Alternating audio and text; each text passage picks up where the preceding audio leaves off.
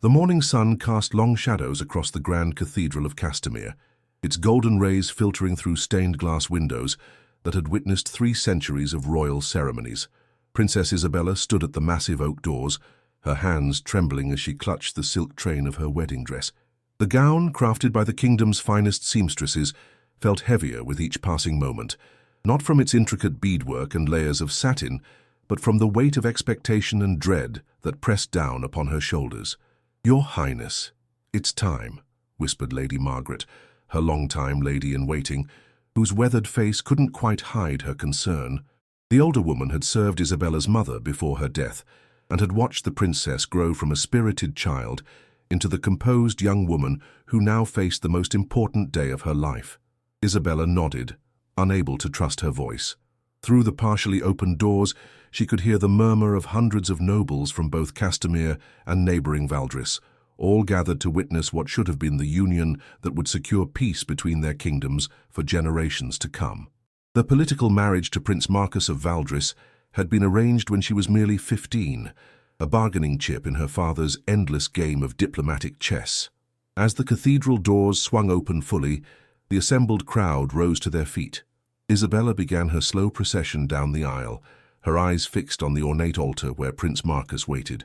He was handsome enough, she supposed, with his perfectly styled golden hair and ceremonial military uniform adorned with medals from campaigns she knew he'd never actually fought, but his blue eyes held a coldness that made her stomach twist with unease. Her father, King Edmund of Castamere, sat in the front row, his weathered face a mask of royal composure. Beside him, the empty seat that should have held her mother served as a constant reminder of Isabella's greatest shame. She was the daughter of a king, yes, but her mother had been born a merchant's daughter, elevated to queen only by love, not bloodline. It was a fact that many nobles never let her forget. As Isabella reached the altar, Prince Marcus stepped forward, but instead of taking her hand as tradition demanded, he remained where he stood. The cathedral fell into an uncomfortable silence, broken only by the soft rustle of expensive fabrics as guests shifted nervously in their seats.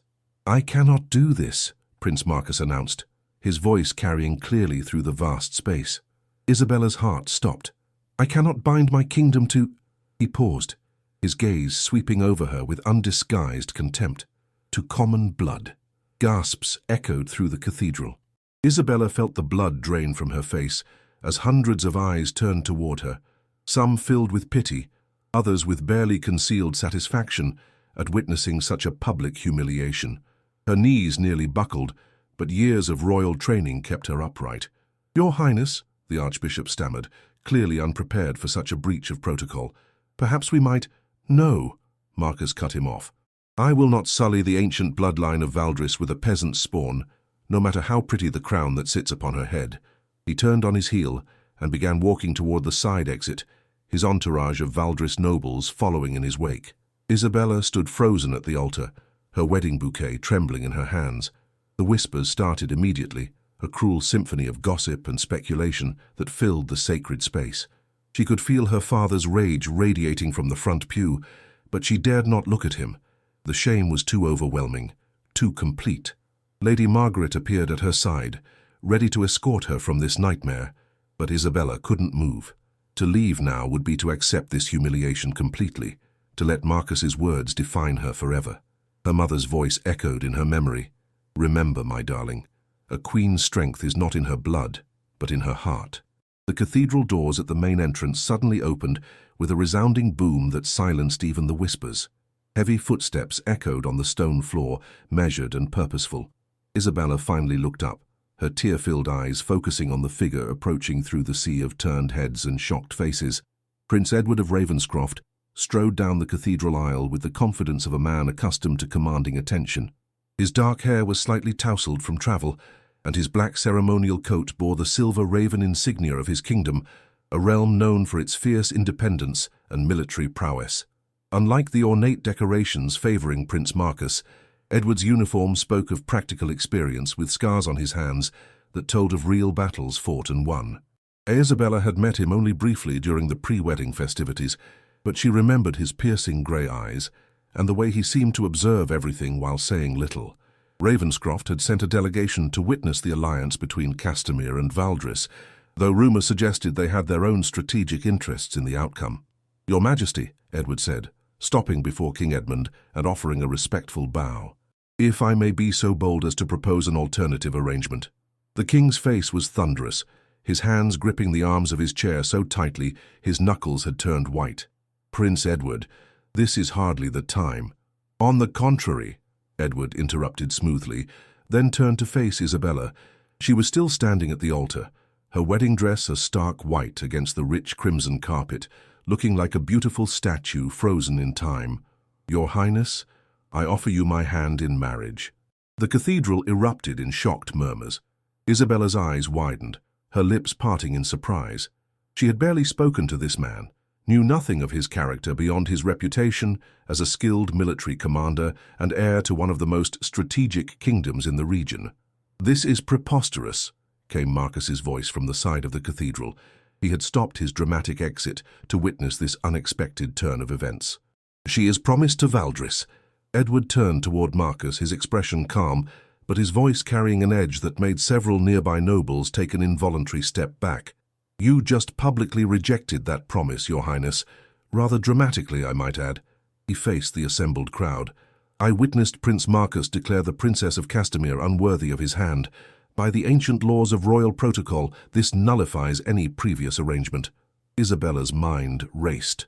An hour ago she had been resigned to a loveless but politically advantageous marriage. Then came the crushing humiliation of public rejection. Now she faced an entirely different choice. Marriage to a man she barely knew, from a kingdom that had always maintained careful neutrality in regional conflicts. "Why?" she whispered, her voice barely audible, but somehow carrying in the sudden quiet of the cathedral. Edward stepped closer, close enough that only she could hear his response. "Because, Your Highness, I believe a kingdom's strength comes from the character of its rulers, not the circumstances of their birth. And because Ravenscroft has need of an alliance with Castamere, one that Valdris has now foolishly abandoned." His honesty was refreshing, even if it wasn't romantic. Here was a man offering her a practical solution, wrapped in respect, rather than pretty lies dressed in cruelty. Isabella looked toward her father, who was studying Prince Edward with the calculating gaze of an experienced ruler, weighing unexpected opportunities. "The dowry arranged with Valdris," King Edmund said slowly, "would transfer to Ravenscroft?" "Naturally," Edward replied. "Along with the trade agreements and mutual defense pacts, Ravenscroft offers something Valdris clearly cannot: respect for your daughter and your kingdom." Isabella realized that hundreds of people were waiting for her response.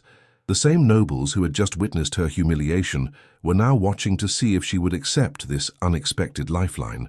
Some faces showed curiosity, others disappointment, that the scandalous drama might have a resolution after all. She thought of her mother, who had faced similar doubts about her worthiness to wear a crown. Her mother had chosen love and found strength in it. Isabella might not have love, but she could choose respect and perhaps find her own strength there. "Your Highness," she said, her voice growing stronger with each word, "I accept your proposal." Edward smiled, the first genuine expression she had seen from him, and extended his hand. As their fingers touched, Isabella felt not the flutter of romance, but something perhaps more valuable, the steady warmth of an alliance between equals. The Archbishop, looking relieved that the ceremony might proceed in some form, cleared his throat. "Shall we continue with the proceedings?" Chapter 3. Vows of Necessity. The Archbishop's hands trembled slightly as he opened the ceremonial book to the appropriate page. Never in his 40 years of service had he witnessed such an unprecedented turn of events. The ancient cathedral seemed to hold its breath as Prince Edward and Princess Isabella stood before the altar, their hastily formed alliance about to be sealed in the sight of God and nobility. "Dearly beloved," the Archbishop began, his voice gaining strength as he fell into the familiar rhythm of the ceremony, "we are gathered here in the presence of God and these witnesses to join this man and this woman in holy matrimony." Isabella's heart hammered against her ribs as she stole glances at the man beside her. Edward's profile was strong and serious, his grey eyes focused intently on the Archbishop, as if committing every word to memory. She noticed a thin scar running along his jawline, barely visible but testament to the battles he'd fought, real battles, unlike Marcus's ceremonial wars. Behind them, the cathedral buzzed with barely contained whispers. She could imagine the conversations that would dominate court gatherings for months to come. The Castamere princess, who was rejected at the altar only to be claimed by the mysterious Prince of Ravenscroft. Some would call it a romantic rescue. Others would see it as the calculated political maneuvering it truly was. Prince Edward of Ravenscroft, the Archbishop continued, do you take Princess Isabella of Castamere to be your lawfully wedded wife, to have and to hold, in sickness and in health, for richer or poorer, for better or worse, until death do you part? Edward turned to face Isabella fully for the first time since approaching the altar. His grey eyes met her brown ones, and she saw something there she hadn't expected. Kindness. Not love, not passion, but a genuine warmth that steadied her racing heart. I do, he said clearly, his deep voice carrying to every corner of the vast cathedral.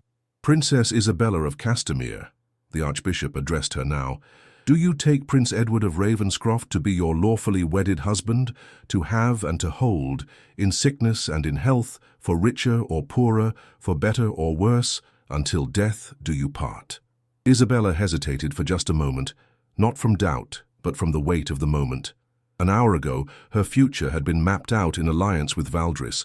Now she was about to bind herself to a kingdom she knew primarily through reputation, stories of fierce warriors, strategic brilliance, and a people who valued merit over birthright. I do, she replied, surprised by the steadiness of her own voice. Edward produced a ring from his coat, not the ornate diamond that Marcus had been meant to place on her finger, but a simpler band of white gold inset with a single sapphire the color of storm clouds. As he slipped it onto her finger, Isabella noticed his hands were larger than she'd expected, calloused from sword work rather than soft from a life of luxury.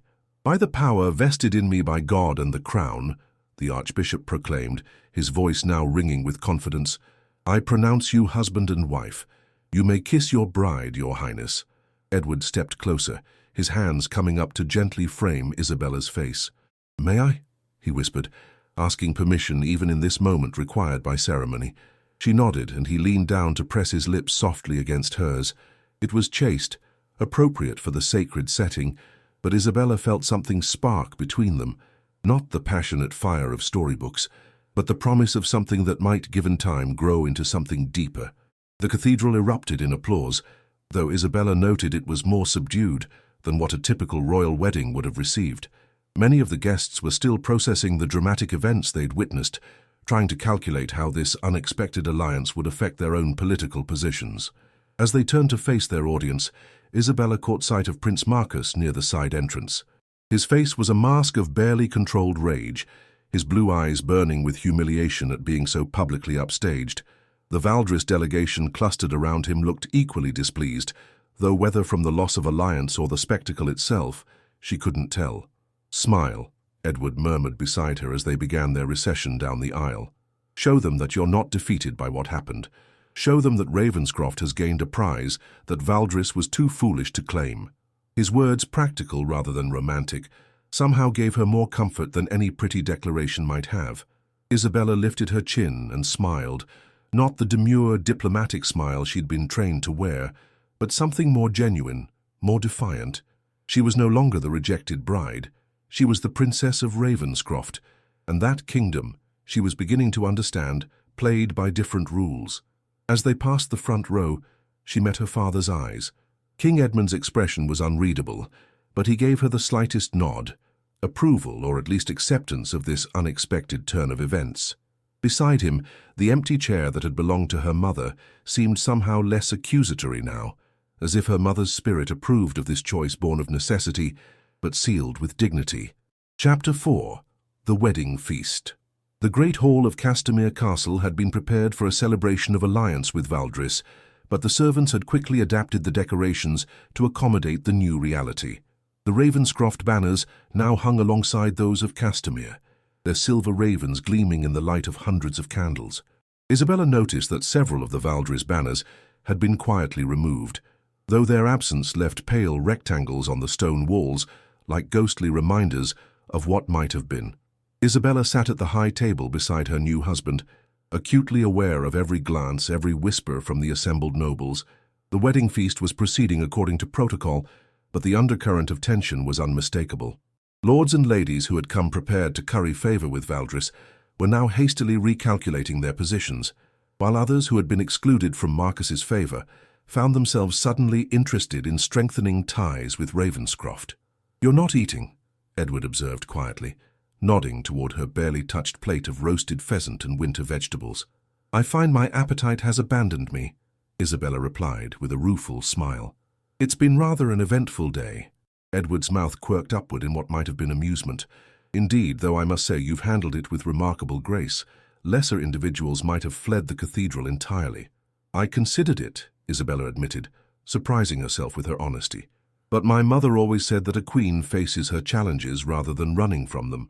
"Your mother was wise." Edward's expression grew more serious. "I knew her briefly. When she came to Ravenscroft for my brother's funeral, she spoke of you with great pride."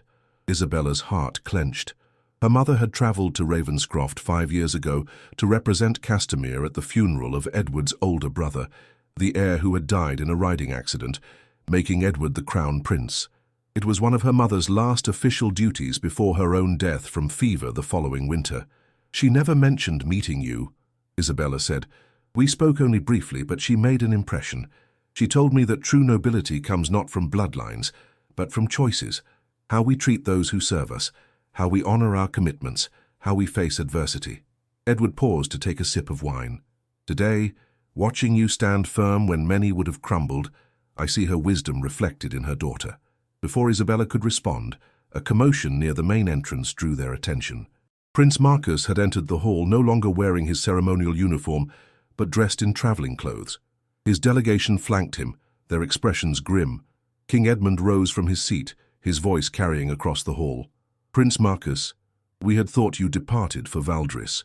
"I came to offer my congratulations," Marcus replied, though his tone held no warmth. He approached the high table, his blue eyes fixed on Isabella with an intensity that made her uncomfortable. "Princess Isabella, or should I say Princess of Ravenscroft, I wish you every happiness in your new arrangement." Edward stood slowly, his movement casual but somehow threatening. "How gracious of you, Your Highness, though I confess surprise at your presence, given your earlier declaration." The two princes faced each other across the table, and Isabella realized she was witnessing something more significant than hurt pride. Marcus's public rejection hadn't just been personal, it had been a calculated insult to Castamere itself, designed to weaken King Edmund's position among the allied kingdoms. Edward's intervention had not only rescued her from humiliation, but had also prevented a major diplomatic crisis. "I merely spoke the truth," Marcus said, his voice carrying clearly in the now silent hall. "Some bloodlines should remain pure." "Indeed," Edward replied smoothly, "which makes one wonder why you were so eager to arrange the match in the first place." He gestured toward Isabella. "My bride brings not only her personal virtues, but also her mother's merchant connections, trade routes and relationships that have brought unprecedented prosperity to Castamere. A wise ruler values such assets." Isabella felt a flush of gratitude toward Edward. He was defending not just her, but her mother's memory, turning Marcus's insult into praise for her family's achievements. "Ravenscroft has always understood," Edward continued, "that strength comes in many forms. We judge our allies by their reliability, their intelligence, and their courage, qualities your princess possesses in abundance." Marcus's jaw tightened. "We shall see how well your alliance serves you both." He turned to leave, then paused. "Oh, and Edward, I hope you're prepared for the responsibilities you've taken on. The borderlands have been restless lately. Such a shame when external threats interfere with domestic happiness." The threat was subtle but clear. Isabella's blood chilled as she realized Marcus was implying that Valdris might not be content to simply withdraw from their alliance. They might actively work against it. Edward's expression didn't change, but Isabella noticed his hand move slightly closer to where his sword would normally hang. "Ravenscroft has always been prepared for whatever challenges arise. We appreciate your concern." After Marcus and his delegation left, the hall gradually returned to its celebration, but the atmosphere had shifted. Isabella noticed several lords in quiet, intense conversations, no doubt discussing the implications of what they'd just witnessed. "Is it always like this?" Isabella asked Edward quietly. "The politics, the threats hidden in pleasantries?" Usually more subtle, Edward admitted. But then, most alliances aren't forged quite so dramatically. We've made an enemy today, but we've also demonstrated strength. The kingdoms will remember that Ravenscroft doesn't abandon its commitments or its allies. Isabella looked around the hall, seeing the assembled nobility with new eyes. These weren't just wedding guests. They were witnesses to the beginning of something larger, a shift in the delicate balance of power that governed their world. "What happens now?" she asked. Edward followed her gaze across the room. "Now we prove that this alliance is more than mere convenience. We make it real, make it strong." He turned to meet her eyes. Together. Chapter 5. The Journey North. 3 days after the wedding, Isabella found herself in a travelling coach bearing the Ravenscroft coat of arms, watching the familiar landscapes of Castamere give way to the wilder terrain of the northern kingdoms. The coach was well appointed but practical, sturdy wheels built for rough roads rather than the ornate ceremonial vehicles she was accustomed to. Everything about her new life, it seemed, prioritized function over form.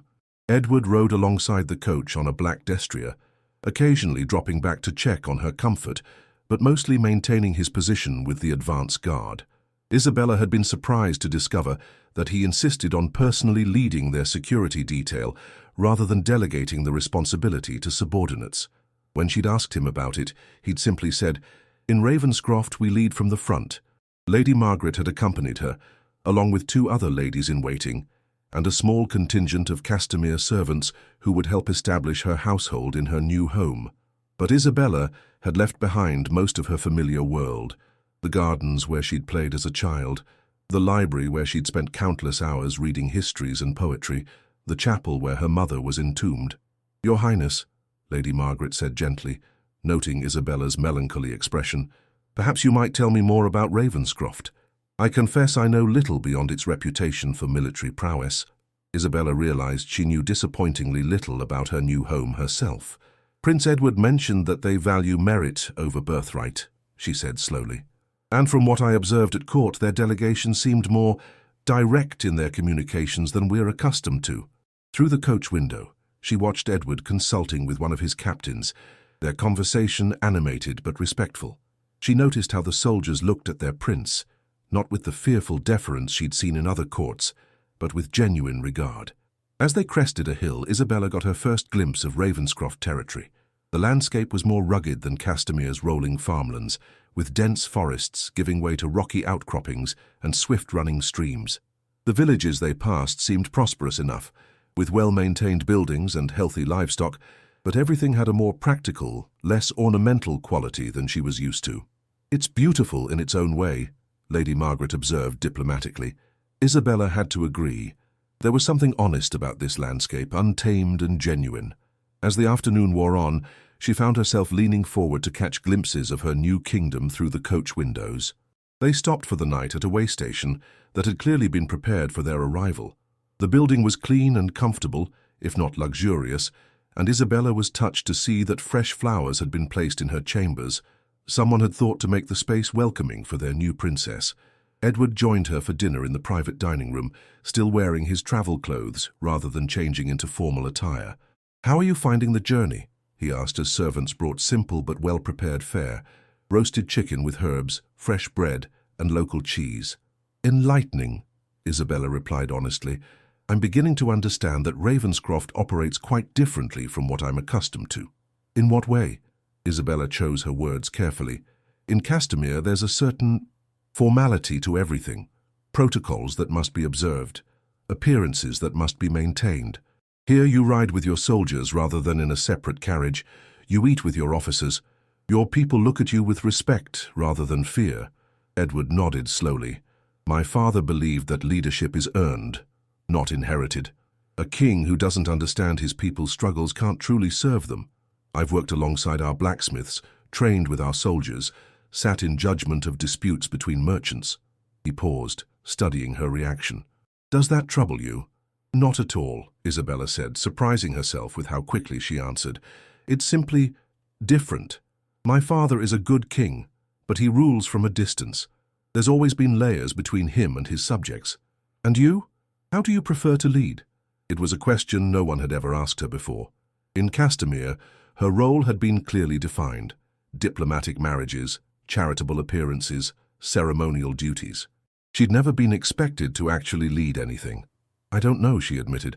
"I was raised to support a king, not to rule in my own right." Edward's expression grew thoughtful. "In Ravenscroft, the Crown Prince's consort has significant responsibilities. You'll be expected to hold court in your own right, to make decisions that affect thousands of people. I hope that doesn't concern you." Isabella felt a flutter of both anxiety and excitement. "What sort of decisions?" "Trade disputes, matters of justice for the northern provinces, oversight of our educational programs. My mother established schools throughout the kingdom before she died. You'll be expected to continue that work." Edward leaned forward slightly. "I won't lie to you, Isabella. This isn't the decorative role you might have expected. Ravenscroft needs a working partner, not a ceremonial wife." The weight of his words settled over her, but rather than feeling overwhelmed, Isabella found herself intrigued. "And you believe I'm capable of this?" "I've seen your composure under pressure, your intelligence in our conversations, your grace in impossible circumstances. More importantly, I've heard how the servants in Castamere speak of you, with genuine affection, not mere duty. That tells me more about your character than any royal bloodline could." Isabella felt warmth spread through her chest at his words. "In that case, I suppose I should begin learning about my new responsibilities immediately. Perhaps you could tell me more about these schools." Edward smiled, the first truly relaxed expression she'd seen from him. "Gladly, but first tell me something about yourself that has nothing to do with being a princess. What did you do when no one was watching? What made you happy?" The question caught her off guard. I love to read. History, philosophy, sometimes poetry, and I used to sneak into the kitchens to learn cooking from our chef. My mother thought it was important for me to understand all aspects of running a household. Practical skills," Edward observed approvingly. "Good. And what else?" "I taught some of the younger servants to read," Isabella said, then added quickly, "Unofficially, of course. My tutors wouldn't have approved." Edward's smile widened.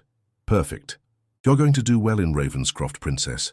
For the first time since her wedding day, Isabella began to believe that might be true. Chapter 6. Raven's Keep. Isabella's first sight of Raven's Keep took her breath away, though not in the way she had expected. Unlike the soaring spires and decorative battlements of Castamere Castle, the seat of Ravenscroft power was built for war. The fortress rose from a rocky promontory, like a natural extension of the stone itself, its black walls seeming to absorb the late afternoon light. It was beautiful, but it was the beauty of something wild and dangerous, like a storm gathering on the horizon. "It's not as welcoming as your father's castle," Edward said, bringing his horse alongside her coach as they approached the main gates. "But it's never fallen to siege, and it's been home to my family for 400 years. The gates themselves were massive iron-bound oak, topped with spikes and flanked by towers from which archers could command the entire approach. But as they drew closer, Isabella noticed details that spoke of more than mere military function.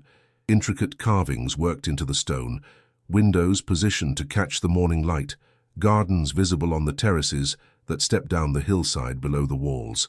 "Someone loved this place enough to make it beautiful," Isabella observed. "My great-grandmother," Edward replied. "She said that a home built only for war breeds only warriors, but a home built for life breeds leaders. She added most of the gardens, you see, and insisted that every room have windows wide enough to let in hope along with the light." As they passed through the gates, Isabella was greeted by what seemed like the entire household staff lined up in the main courtyard. Unlike the rigid formality of Castamere's servants, these people arranged themselves in a more casual formation, and many smiled openly as the coaches came to a stop. Edward dismounted and immediately moved to hand Isabella down from her coach, a gesture that drew approving murmurs from the assembled crowd. "Welcome home, Your Highness," he said formally, but his eyes held warmth. An elderly woman stepped forward from the group, clearly the head housekeeper, though her dress was finer than Isabella was accustomed to seeing on servants. "Your Highness," she said with a respectful curtsy that nonetheless maintained considerable dignity, "I am Mistress Clare. I've served this household for 30 years, and I speak for all when I say we're honored to welcome you to Raven's Keep." "The honor is mine," Isabella replied, and meant it. There was something in the woman's bearing that commanded respect. Intelligence, competence, and the quiet authority that came from years of managing a complex household. "Mistress Clare essentially runs the keep," Edward explained. She'll help you settle in and can answer any questions about how things work here. As the servants began unloading the luggage, Isabella noticed children among the crowd, not just the offspring of nobles, but clearly the children of staff members, watching the proceedings with bright, curious eyes. In Castamere, servants' children were kept well away from official ceremonies. "They live here?" Isabella asked. "Families serve together when possible," Mistress Clare explained. "His Highness believes that loyalty is best earned when people feel they have a true home, not just employment." Isabella was led through the keep's main hall, which was both grander and more comfortable than she had expected. Tapestries depicting Ravenscroft's history lined the walls, but they were interspersed with portraits of people who were clearly not nobility, men and women in working clothes, but painted with the same care and dignity usually reserved for royal subjects. "Heroes of the kingdom," Edward explained, noticing her attention. "The blacksmith who forged weapons that turned the tide in the War of the Three Crowns, the healer who saved half the kingdom during the Plague of '89, the merchant captain who established our trade routes to the eastern kingdoms." He paused before one portrait of a woman in simple dress, but wearing a silver chain of office. "And this is Master Elena, our chief architect. She designed the new harbour that's brought such prosperity to our coastal towns." "She's not nobility?" Isabella asked. "Born a stonemason's daughter, but she had a gift for engineering that noble birth couldn't match." Edward's voice held clear pride. "In Ravenscroft, we believe talent should be rewarded regardless of its origins." Isabella thought of her own mother, elevated to queen despite humble beginnings, but always viewed with suspicion by the older noble families. Here, it seemed, such elevation was not just accepted but celebrated. Her chambers were in the tower that commanded the best view of the surrounding countryside. The rooms were spacious and comfortable, decorated in deep blues and silver that complemented the stone walls. But what drew her attention immediately was the enormous window that dominated the main room. Not the narrow slits common to fortress architecture, but a wide expanse of glass that flooded the space with light and offered a panoramic view of the kingdom below. "It's magnificent," Isabella breathed, moving to stand before the window. "My grandmother's addition," Edward said. "She said a princess should be able to see her people, not just defend against enemies." Lady Margaret and Isabella's other ladies were being shown to adjoining chambers, and servants were already bustling about, unpacking trunks and arranging familiar items to make the space feel more like home. But Isabella found herself drawn back to the window, watching the sun set over her new kingdom. "There's something I should tell you," Edward said, his tone becoming more serious. "We received a message today from our border captains. There have been increased raids from the mountain clans, nothing we can't handle but more organized than usual. There's suspicion that they're being supplied and possibly directed by outside forces." Isabella turned from the window. "Valdris? Possibly. Marcus's threat at the wedding wasn't idle. He's likely looking for ways to demonstrate that our marriage was a mistake." Edward's expression was grim, but not worried. "I wanted you to know because you'll be expected to take part in the council meetings where we discuss our response." "Expected to take part?" Isabella echoed, not simply informed of decisions already made. Edward's smile returned. "Princess, you're about to discover that being royal in Ravenscroft means working for your kingdom, not simply representing it. Tomorrow, you'll meet with the council, and we'll expect your thoughts on how to address this situation." Isabella felt a mixture of nervousness and anticipation. For the first time in her life, she would be expected to contribute to actual governance, not merely smile and look appropriately supportive. "Then I had better learn quickly," she said. "You will," Edward assured her. "After all, you're a daughter of Ravenscroft now, and we never do anything by half measures." Chapter 7. The Council of Ravens. Isabella woke before dawn to the sound of activity in the courtyard below her tower window. Looking down, she could see servants beginning their daily tasks, guards changing shift, and merchants arriving with early deliveries. The keep was already alive with purposeful movement, a stark contrast to the more leisurely pace of royal mornings she was accustomed to in Castamere. Lady Margaret helped her dress in a gown of deep blue silk, formal enough for court, but practical enough for what Edward had warned might be a lengthy council session. Isabella had spent much of the previous evening reading through documents that Mistress Clare had provided, reports on trade agreements, summaries of recent border incidents, and detailed maps of Ravenscroft's territories. She was determined not to embarrass herself in her first official meeting. "Your Highness," came Edward's voice from beyond her chamber door, accompanied by a respectful knock. The council convenes in a quarter hour. Isabella found him waiting in the corridor, dressed in dark leather and chainmail rather than ceremonial robes. His sword hung at his side, and she realized this wasn't merely a political meeting, it was a war council. "Should I be concerned about the level of threat we're facing?" she asked as they walked through the keep's corridors. "Concerned enough to take it seriously, but not enough to panic," Edward replied. "The mountain clans have always been troublesome, but lately their raids have shown a level of coordination and equipment that suggests outside backing. We need to determine who's supplying them and why." The council chamber was smaller than Isabella had expected, with a round table rather than the long rectangular tables she knew from Castamere. Already seated were 6 individuals whose presence surprised her. While she recognized Lord Commander Garrett, the greying military leader she'd met at her wedding, the others were not what she expected of a royal council. "Princess Isabella," Edward said formally, "allow me to present your fellow councillors." He gestured to a weathered woman in practical clothes. "Captain Meredith, who commands our northern border guard and knows the mountain clans better than anyone alive." Captain Meredith rose and bowed, but her eyes were assessing rather than deferential. "Your Highness, I hope you're prepared for frank discussion. We don't have time for diplomatic niceties when our people are under threat." Edward continued around the table. Master Thomas, our chief architect and engineer, a middle-aged man with calloused hands, nodded respectfully. Mistress Evelyn, who oversees our intelligence network. A sharp-eyed woman in dark clothing smiled slightly. Brother Marcus, not to be confused with Prince Marcus, Isabella noted, who represents the interests of our farming communities and manages food distribution. A monk in simple robes inclined his head. And Master David, our treasurer and trade minister. Isabella realized she was looking at a council chosen for expertise rather than bloodline. Only Lord Commander Garrett held his position by virtue of noble birth, and even he had earned his role through decades of military service. "Now then," Edward said, taking his seat and gesturing for Isabella to sit beside him, rather than in a separate chair that might mark her as an observer. "Captain Meredith, your report." The border captain unrolled a map on the table, marked with red symbols indicating recent incidents. 3 major raids in the past month, Your Highness, each one better organized than the last. They're targeting supply wagons specifically, not random attacks for livestock or grain. They're after weapons, metals, and luxury goods, items that suggest they're building toward something larger. Could they be planning to assault one of the border fortresses? Lord Commander Garrett asked. "Possible, but unlikely," Captain Meredith replied. "Their numbers aren't sufficient for a direct assault. I think they're planning to disrupt our trade routes, cause enough economic damage to weaken us before winter." Master David leaned forward. "If they succeed in cutting our northern trade routes, we'll lose approximately 30% of our annual revenue. That would force us to raise taxes or reduce our military spending. Neither option is acceptable."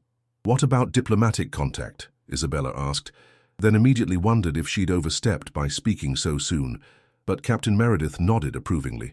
"Good question, Your Highness. I've tried. The clan chiefs I've dealt with for years are no longer making decisions. Someone else is calling the shots, someone who doesn't care about the traditional arrangements we've maintained." Mistress Evelyn spoke up. "My sources suggest gold is flowing to the clans from the south. Valdris gold, specifically." The table fell silent. Isabella felt her stomach tighten as she realized the implications. Marcus wasn't content to simply reject their alliance. He was actively working to destabilize Ravenscroft. "Evidence?" Edward asked quietly. "Circumstantial but compelling," Mistress Evelyn replied. "Valdris merchants have been unusually active in the borderlands, and several known Valdris agents have been spotted in towns where clan leaders gather." Edward's expression darkened. "If Valdris is backing the clans, this isn't just about raiding. They're trying to force us into a prolonged conflict that will drain our resources and make us appear weak to potential allies. Or," Isabella said slowly, "they're trying to create a situation where you're forced to leave Ravenscroft to deal with a crisis, leaving the kingdom vulnerable to other pressures." The councillors turned to look at her with surprise, and Isabella felt heat rise in her cheeks. But Edward nodded thoughtfully. "Explain your reasoning, Princess." Isabella took a breath, trying to organize her thoughts. "At Castamere, I observed how Prince Marcus operates. He prefers indirect approaches to direct confrontation. If he can create multiple pressures simultaneously, economic disruption, military threats, political instability, he can force his opponents into impossible choices. Captain Meredith was studying the map with new interest. So we're not just looking at clan raids. We should expect other pressures as well. Trade disputes, Master David said grimly. Several of our merchant partners have mentioned concerns about political stability since your marriage, Your Highness. And diplomatic pressure, Brother Marcus added. I've heard rumors that Valdris is suggesting to other kingdoms that Ravenscroft is becoming unreliable as an ally. Edward's jaw tightened. A coordinated campaign to isolate us. He looked around the table. Recommendations? Military response to the raids, obviously, Lord Commander Garrett said. But we need to be careful not to overcommit to the north if other threats are developing. Counterintelligence, Mistress Evelyn suggested. If Valdris is playing games, we can play them too.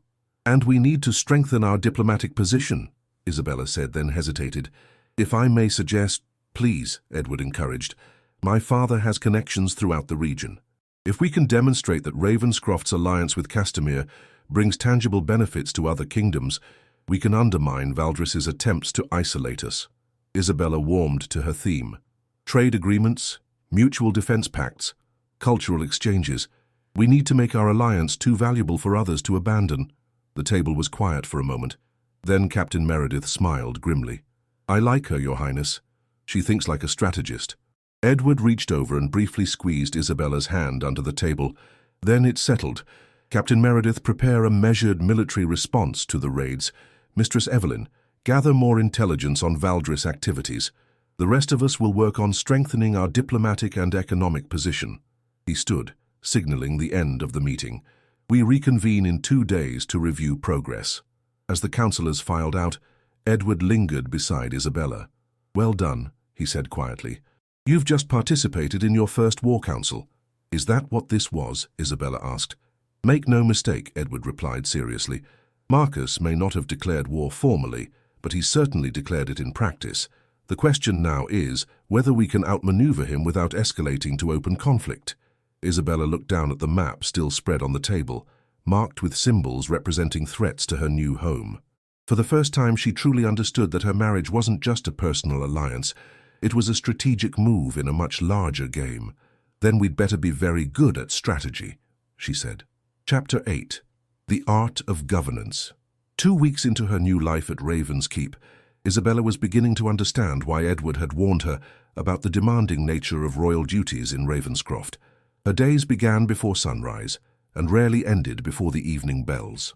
This morning found her in the castle's lower chambers, which had been converted into a courthouse, where she held twice-weekly sessions to hear disputes and petitions from the kingdom's citizens.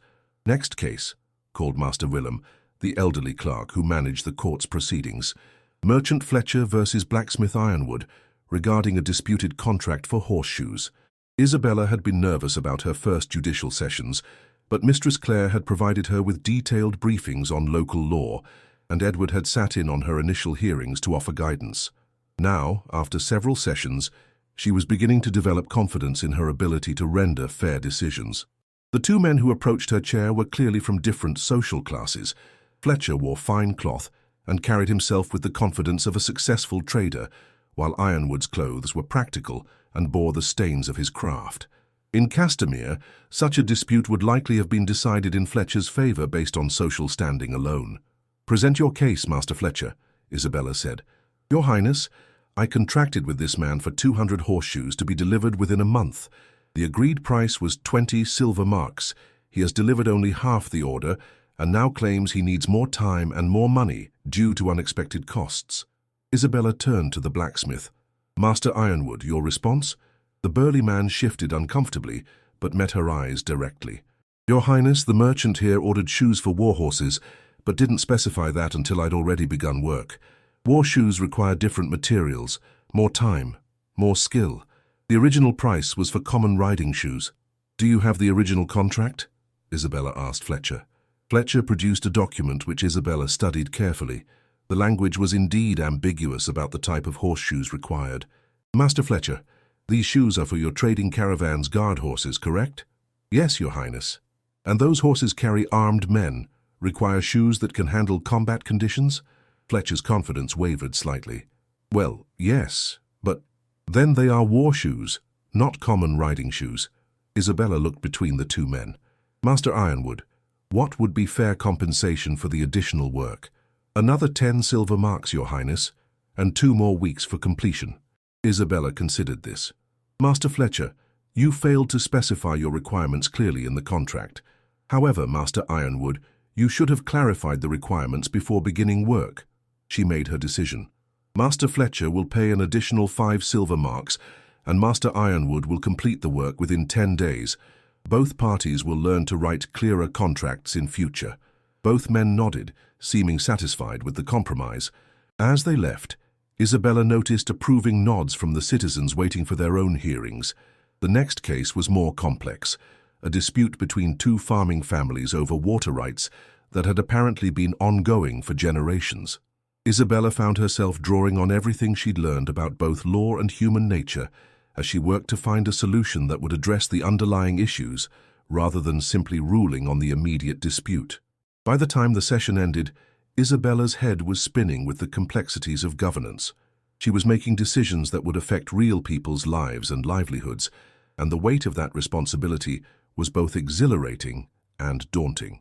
Your Highness, Master Willem said as the last petitioner left, if I may say so, you're developing quite a reputation for fairness among the common folk. Thank you, Master Willem, though I suspect I still have much to learn. Indeed, but you're asking the right questions and listening to the answers. That's more than many rulers manage. Isabella was walking back to the main hall when she encountered Edward emerging from what she'd learned was his private study. His expression was grim, and he carried several documents that looked official. How went the court session? He asked, though his mind was clearly elsewhere. Enlightening, as always, but you look troubled. More news from the borders? Edward nodded toward his study. Would you mind? I could use another perspective on this. His study was a reflection of the man himself, practical furniture, walls lined with maps and books rather than decorative tapestries, and a large desk covered with correspondence from across the kingdom and beyond. Edward handed her one of the documents he'd been carrying. A formal letter from the Eastern Trade Alliance, he said. They're reconsidering their agreements with Ravenscroft due to concerns about political stability. Isabella read through the diplomatically worded letter, recognizing the language of politics beneath the polite phrases. This is Valdris influence, she said. They're pressuring our trade partners to abandon us. The 3rd such letter this week, Edward confirmed.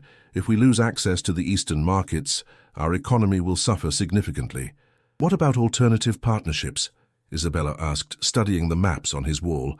Surely there are other kingdoms that would benefit from trade relationships with Ravenscroft? Edward moved to stand beside her at the map. Some, but establishing new trade routes takes time, and time is what we may not have. He pointed to several marked locations. These kingdoms are potential partners, but they're also wary of offending Valdris. Isabella studied the map more carefully. Noting the geographic relationships between various kingdoms, an idea began to form in her mind. What if we're approaching this wrong? She said slowly.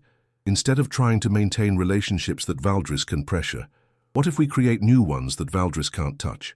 Explain. Isabella traced her finger along the map. Here, the northern maritime kingdoms. They've always been independent, never aligned with the southern powers. And here, the mountain kingdoms to the east. They're too far from Valdris to be easily influenced. Edward's expression grew thoughtful. You're suggesting we pivot our entire trade strategy? I'm suggesting we diversify it beyond Valdris's reach. Isabella's excitement grew as she developed the idea. These northern kingdoms have resources we need, metals, furs, amber, and they need things we can provide. Grain, manufactured goods, access to southern markets through our other relationships. It would require significant investment to establish those trade routes, Edward said, but Isabella could see he was seriously considering the proposal. Less investment than rebuilding an economy damaged by trade wars, Isabella countered, and it would make Ravenscroft less vulnerable to pressure from any single alliance. Edward smiled, the first genuine smile she'd seen from him in days. You realize you're proposing to fundamentally reshape our kingdom's economic relationships? I'm proposing that we get ahead of Valdris's strategy instead of reacting to it, Isabella replied. Force them to respond to our moves for once.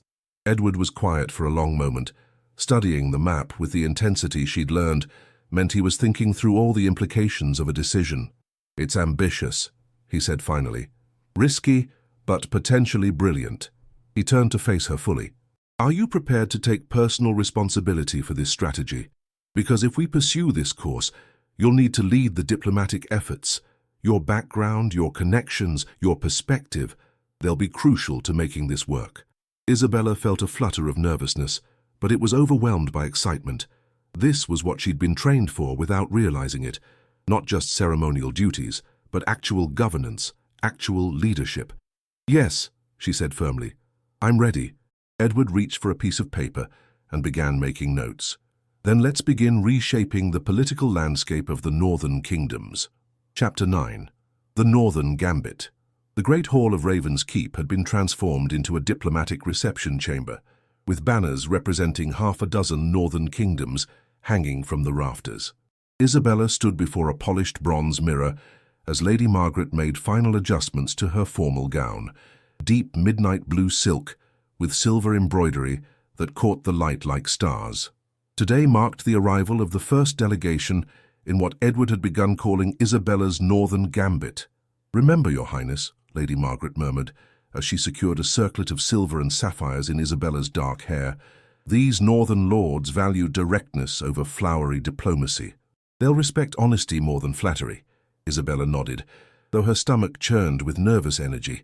Over the past month, she had sent carefully crafted letters to the rulers of 5 northern kingdoms, proposing a new trading alliance that would bypass the traditional southern routes entirely.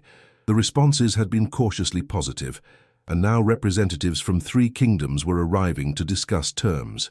Your Highness, came Edward's voice from the doorway. He wore his formal court attire, black velvet with the silver raven of Ravenscroft prominent on his chest, but Isabella noticed he still wore his sword. Even in diplomacy, Edward remained a warrior. The first delegation has arrived, he continued.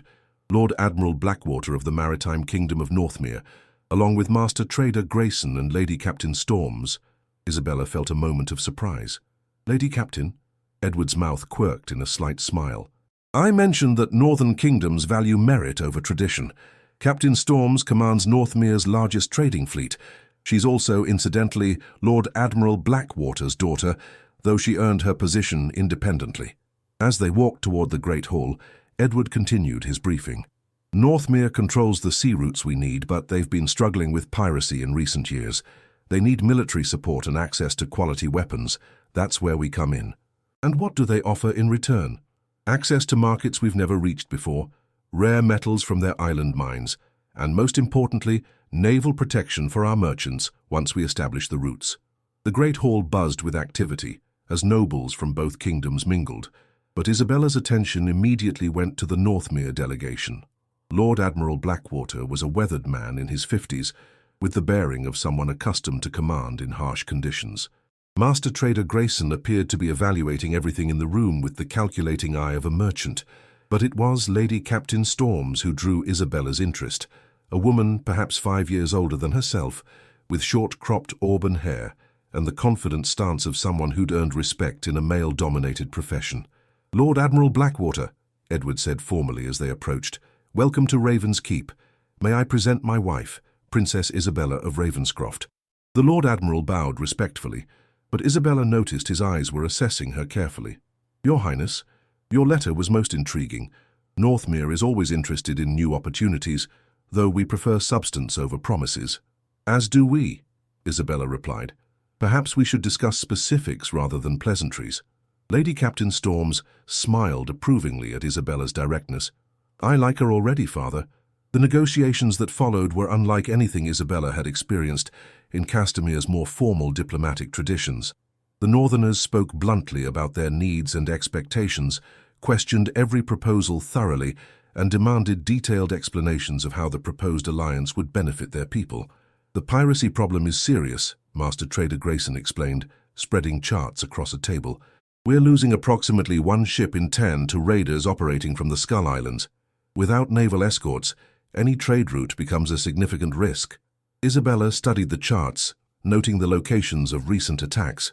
What if we could eliminate the piracy threat entirely, rather than simply working around it? How? Lady Captain Storms asked skeptically. Joint military action, Isabella proposed, looking to Edward for support. Ravenscroft provides soldiers and siege equipment. Northmere provides ships and naval expertise. We clear out the pirate bases permanently. Lord Admiral Blackwater leaned back in his chair. You're talking about a significant military commitment.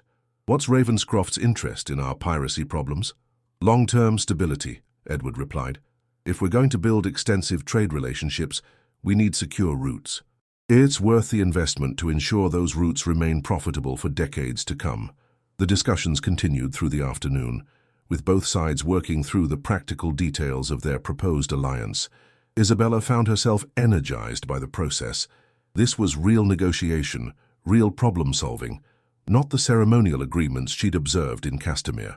As the formal session concluded, Lady Captain Storms approached Isabella privately. "Your Highness, might I speak frankly?" "Please do." "When we received your letter, many in our court assumed this was some sort of political maneuvering against Valdris, but listening to you today, I believe you're genuinely interested in creating something beneficial for all parties." Isabella nodded. "Valdris's actions certainly motivated us to look for alternatives, but you're right. We're not interested in empty gestures. Ravenscroft needs reliable partners, and we're prepared to be reliable partners in return." "Good, because if you're serious about this alliance, you should know that eliminating the pirates will require more than a single military expedition. It will mean ongoing naval patrols, shared intelligence, coordinated responses to new threats. Are you prepared for that level of cooperation?" Isabella asked. Lady Captain Storms smiled. "Your Highness, Northmere has been waiting for a southern kingdom with the vision and strength to be a true partner rather than just a customer. If Ravenscroft is that kingdom, then yes, we're very interested." That evening, as Isabella and Edward reviewed the day's progress in his study, Isabella felt a satisfaction she'd never experienced in her previous diplomatic duties. "The second delegation arrives tomorrow," Edward said, consulting his notes. "The Mountain Kingdom of Ironhold. Their representative is Queen Marda herself." Isabella looked up in surprise. "The Queen is coming personally?" "Queen Marda doesn't trust important negotiations to subordinates. She's also, by all accounts, one of the shrewdest negotiators in the Northern Kingdoms." Edward's expression grew serious. "She'll be evaluating not just our proposals, but us personally. If we can win her approval, the other mountain kingdoms will likely follow her lead." Isabella felt the familiar flutter of nervous excitement. "What does Ironhold need that we can provide?" "Food, primarily.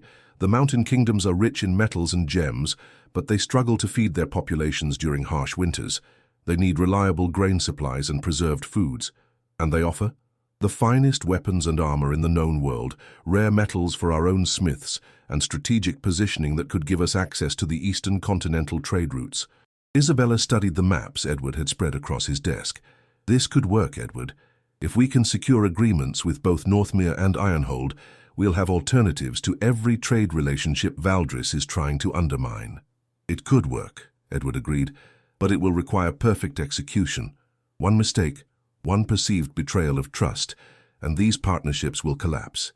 Isabella looked at her husband, really looked at him, and realized that somewhere in the past month her feelings toward him had begun to change. He was no longer just the prince who had rescued her from humiliation. He was her partner in something important, someone whose judgment she trusted and whose respect she valued. "Then we'd better not make any mistakes," she said. Edward met her gaze and smiled. "No, we'd better not." Chapter 10. The Queen of Iron Queen. Marda of Ironhold arrived at Raven's Keep like a force of nature. Her entourage was smaller than Isabella had expected, only a dozen guards and advisors, but every member radiated the quiet competence that characterized the mountain kingdoms. The queen herself was a woman in her 40s, with iron-grey hair braided with small metal ornaments and clothing that managed to be both practical and elegant. She carried herself with the authority of someone who had earned her crown through merit rather than inheritance. "Your Majesties," Queen Marda said as she was welcomed in the great hall, her voice carrying the slight accent of the mountain regions. "Thank you for your hospitality. I confess myself curious about this proposal for Northern Alliance." Isabella had spent the morning reviewing everything she could learn about Queen Marda.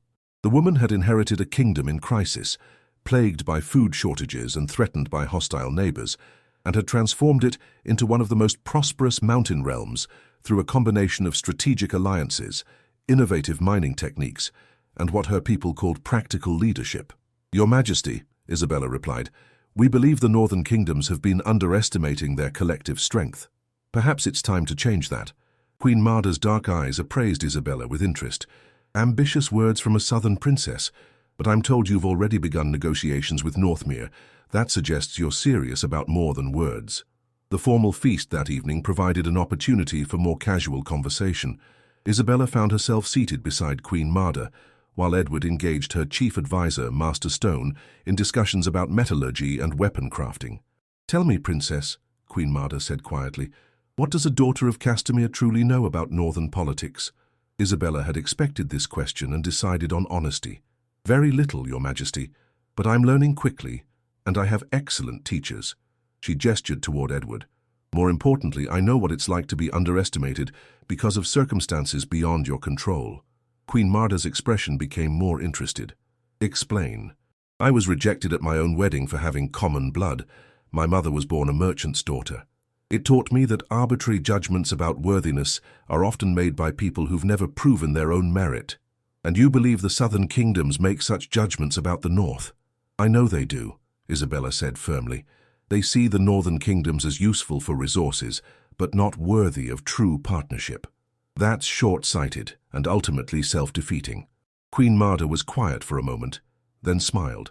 The first genuine warmth Isabella had seen from her. "I begin to understand why you were willing to marry this northern prince, and why he was clever enough to claim you." Over the following days, the negotiations with Ironhold proved more complex than those with Northmere. Queen Marda was indeed a shrewd negotiator, questioning every detail and demanding guarantees that went far beyond simple trade agreements. "Food security is not just about commerce for us," she explained during one session. "A failed harvest, a blocked trade route, a broken promise, any of these can mean starvation for my people. I need more than contracts. I need assurance that Ravenscroft understands the life-and-death nature of what we're discussing." Isabella had an idea. "Your Majesty, what if we proposed something beyond trade agreements? What if we established permanent food reserves, stores maintained jointly by our kingdoms specifically for emergency aid?" Queen Marda's advisor, Master Stone, leaned forward with interest. "Explain this concept." Edward picked up Isabella's thread. "Each participating kingdom contributes to shared warehouses, strategically located throughout our territories. In times of crisis, whether from natural disasters, conflicts, or trade disruptions, any member kingdom can draw from these reserves.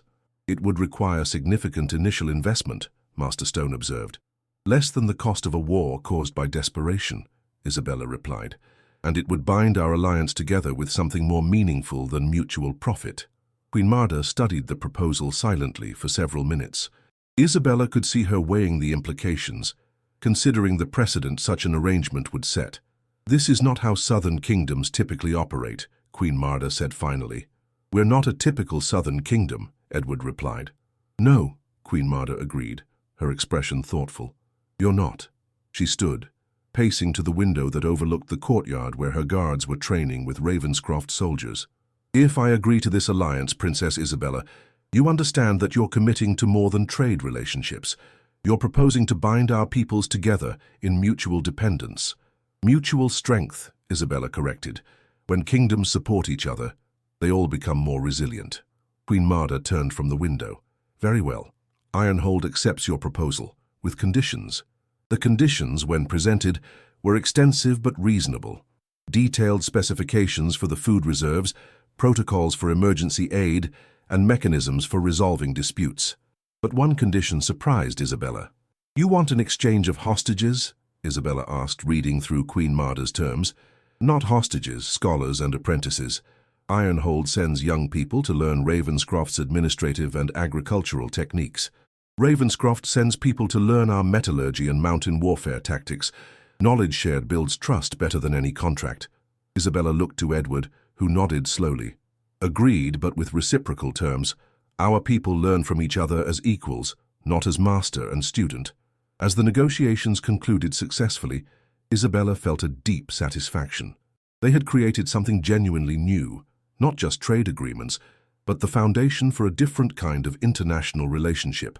That evening, as the Ironhold delegation prepared for departure, Queen Marda sought out Isabella privately.